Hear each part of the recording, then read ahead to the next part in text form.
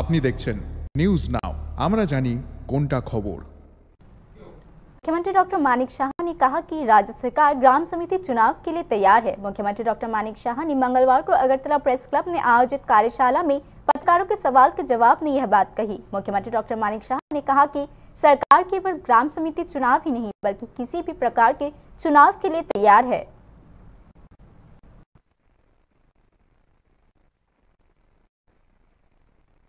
না না, আমরা তো আমাদের তরফ থেকে ভিসি ইলেকশন আমরা কখনোই বলিনি যে আমরা ভিসি ইলেকশন চাই না।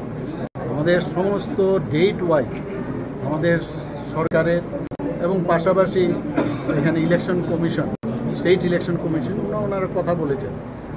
আমরা তো কখনোই বলিনি, কিন্তু এটাকে এরকম একটা দেখানো হচ্ছে যে আমরা মানে মনিহা, এরকম না, এবং সেগুলো আমরা প্লেস করেছি। এখন পর্যন্ত পুরো ডিটেলস আসলে তারপরে আমি বলতে ভিসি ইলেকশনই হোক, এডিসি ইলেকশন হোক, সব ইলেকশন